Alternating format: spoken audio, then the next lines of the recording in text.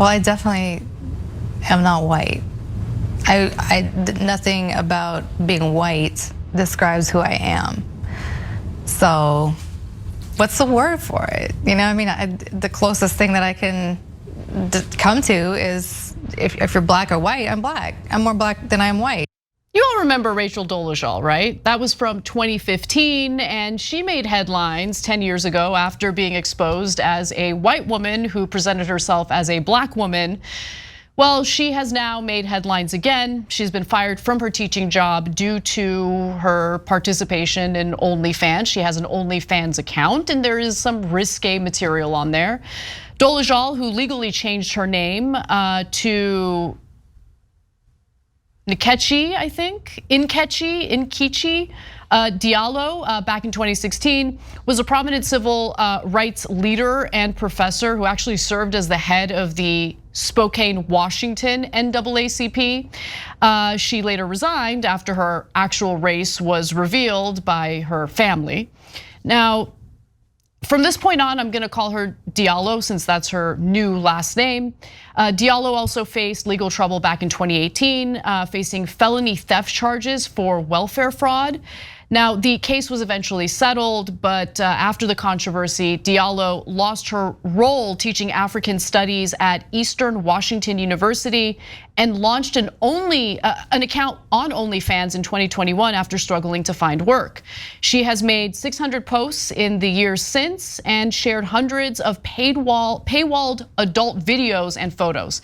Now, she previously stated that the whole purpose of using the site was to help her with her finances. She was struggling financially. I actually watched a documentary about her several years ago, and she was talking about how following the big controversy regarding her race, she pretty much lost everything and she had no livelihood left. And so she did rely on, welfare programs and things like that, was struggling to make money. Like, honestly, I don't really wish that on what she did was wrong. She shouldn't have misrepresented her race, especially when it came to working in the kind of jobs that she had. I mean, she was the head of the NAACP in Spokane, Washington. So that was wrong. I'm not gonna provide cover for that. However, it was a little heartbreaking to see what happened to her afterwards. I don't wish that upon people. Yeah, well, so I have two thoughts on it. So first of all, I mean, look, this is what happens to like many celebrities. They go through a thing, they go, okay, you have your 15 minutes of fame, then Cameo, then OnlyFans. So she's done the loop now, but she was trying to put her life back together. She's a teacher, and I think whether you should, OnlyFans should be allowed for teachers or not is a good conversation. We'll have it in a second. But the second thing is, so were we right to criticize her? I mean, yeah, she was obviously lying, and she was lying in a super weird way that caught a lot of people's attention, and she did get a job based on that lie, pretending to represent black people, etc. Having said all that, we're nuking people who are kind of what I call civilians, right? Yeah. So you're a combatant, meaning you're Tucker Carlson, you're us, you're Matt Walsh. You signed up for it. We signed up for it, right? Yeah. And so that doesn't mean you get to do terrible things to us, but we're in the battlefield of ideas and oftentimes insults and going back and forth, etc. And you got to have tough skin because this is what you do. You're fighting through ideas and etc. Right? But she's just a rando who did something stupid. So we find these randos who did something stupid and we point it out, and that's fair. But I think now we're doing some sort of Game of Thrones like shaming of people who aren't used to this. Right. And we're melting their minds and destroying their lives. And they keep, I feel like they're collectively saying out of the, some corner we stuffed them into, when do I get my life back? And so it is a little heartbreaking in that regard. Also, look, I think that there's a distinction that people either don't want to make or haven't thought of making, which is to say, look, the big argument against her when this big controversy erupted nearly 10 years ago was this idea that here you have a white woman presenting herself as a black woman in order to secure jobs that aren't meant for her, right? The head of the Spokane, Washington NAACP. And that was a fair argument to make, but she's still presenting herself as a black woman. Like, this is literally how she identifies. Like, and you think that that's actually mitigating? Because a lot of people would think she's still doing it, right? I don't know how to articulate what I mean. I don't think that she did it specifically to take jobs that are meant for black women away from them. I know what you're saying, and I'm conflicted on it too. Right? But I think that what you're trying to get at is she genuinely believes that she has a black identity. Yes, yes, she does. She believes in and loves black culture and wants to be part of that culture. Yes. And then understandably, black folks as well as everyone else was like, no, because you're lying in a weird way. You're not actually black. Yeah. So then she has to deal with that rejection too, and then society blasts her. I feel bad for her. Like, I feel bad. Is that wrong? I feel like I'm not allowed to say that I feel bad for her, but I do. I feel bad for her. I do. I think that, so a lot of times people think it's gotta be this or that. And what I keep trying to tell you guys is sometimes it's both.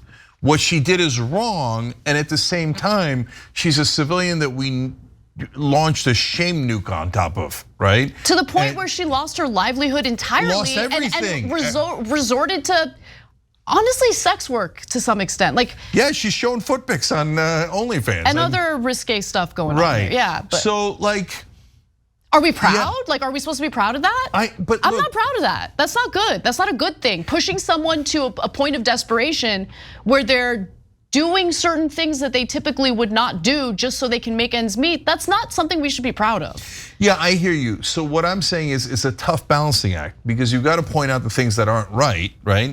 But at the same time, I don't know how in the world what would be the process of doing this? But as a society, at some point, we have to let them out of shame jail, right? Like, enough. We've obliterated your life, okay? Now you want to feel like you're black and you want to live that life. I don't know, man. There's a lot of things in the world. Okay, I don't agree with it. I don't like it. But okay, just leave her alone. Leave her alone, right? And now this is gonna track her for the rest of her life, every job, no matter where. It's almost like, you know how you put the sex offenders on a list and they can't get off the list? And that makes sense because they're sex offenders. But these are not. These are just people who made a terrible mistake. And guys, one more thing to Anna's point, and apparently my point too, because I'm agreeing with you, is that I know in the real world, when I talk to other people, a lot of people think super irrational things. That if you put that on camera and you showed it to the whole country, people will be like, Guys, I mean, listen. Right? So are you sure? I mean, think about all the people in your life. Yeah, right? I do, all the time. We're humans and we're all deeply flawed. Deeply flawed. We're all crazy as hell. We all have crazy thoughts. We've done crazy things that we regret. I don't know what has happened to me. I kind of hate it because I used to be a lot more like fiery and like hang them all, like that kind of attitude. I've gotten softer in my old age, Cenk. Well, no, you haven't. But what you're doing, I think, is actually the right thing, which is bifurcating. So you have the people that are in power. And Anna, if you watched any of the show at any point, she's not soft on them at all. No. And you shouldn't be. Yeah. And that's who we should focus most of our ire towards, right? But if you're powerless, okay, we point out something you're doing wrong, and then at some point, like I keep saying, let them go, right? Because they're not affecting policy, they're not ruining other people's lives. They're not, you know what I'm saying? Like so you want to rip into politicians, it makes sense because they actually affect your life. They can keep your wages lower, they can deny you health care, they can, all sorts of things. 100 different things that affect innocent human beings, and they usually do it for money, power, fame, status, etc. So those guys criticizing them makes sense, and they're in the bucket that I say are non-civilians, right? And combatants, and they have power, right? Yeah, and it's like we don't have much power. They have a lot of power. And they use that power in bad ways. It's our job to call them out. Shaming them makes sense, right? Yeah. But when you do it to a person who has almost no power and no way of fighting back, right? It becomes brutal. I would change the framing a little bit right? Because there are plenty of people out there who don't have power but can cause real harm to people. Okay. Sure. I mean, that's a form of I'm not going to provide cover for that. But in this case, look, you might be offended by what she did, and I totally understand feeling offended by misrepresenting her race and moving up, the NAACP to have the leadership role that she had. I totally understand that offense. At the same time, though, the way that she's been treated, you would almost think that she murdered people or is like some sort of dangerous person who literally destroyed other people's lives.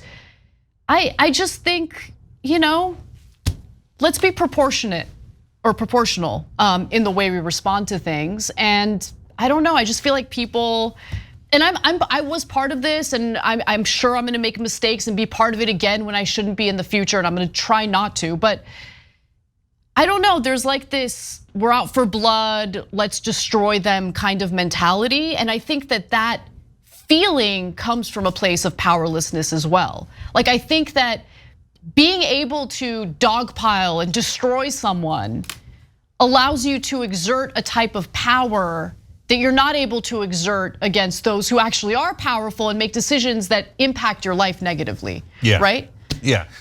So to Anna's point, an example is George Zimmerman. You want to keep piling on George Zimmerman? No problem. Why? He killed a kid for no good reason, yep. Right? And not only that, he's totally unrepentant. He's going around, the last we checked in, however many years ago, still pointing guns at people and still endangering people, etc. Right?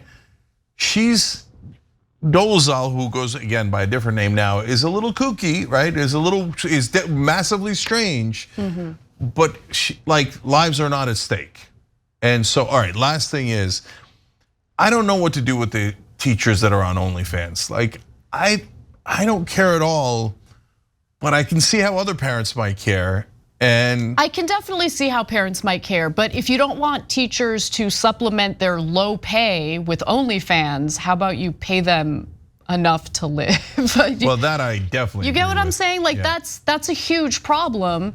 And by the way, it is shocking how many people are doing that kind of content on OnlyFans. Yeah. And I worry about those women, right? Because I personally don't have a problem with it. It's not something I would want to do, but that's just me, right? I don't judge people who do it. If they enjoy it and they feel empowered by doing it and they're making good money, great. But at some point when they decide they might not want to do it anymore and they want to do something else, unfortunately, we still live in a puritanical society where you might be denied a certain career path that you want to pursue because of it. And I do worry about that for young women right now who are on OnlyFans. Yeah, no, I don't care about it at all. I don't think it means anything. I don't believe that it has any moral component, etc.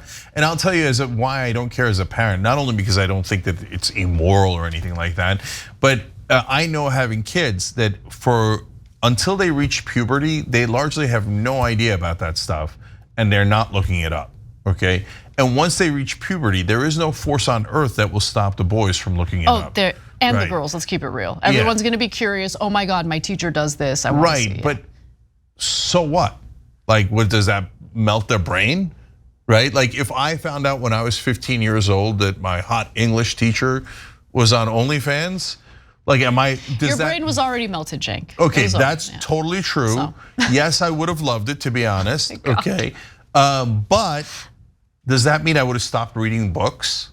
No, I wouldn't. Does that mean I wouldn't have, tried to learn grammar, try to get an A? No, I would have done the same thing in school. It depends on how often she publishes content. Well, that could keep you busy, but trust me, 15-year-old boys are still busy, no matter what. So yes. Overall, for the teachers, probably society's not gonna listen, but let them go, pay them better. Yeah, pay them better so they don't feel the need to supplement their income with that. But anyway, that's not gonna happen. We live in America. Hey, thanks for watching that video. We really appreciate it, guys. And we appreciate it if you become members, because that allows us to be independent, honest, progressive, all the things that you don't get from corporate media. And all of that is because of you guys. Hit the join button below and become one of us, become a Young Turk.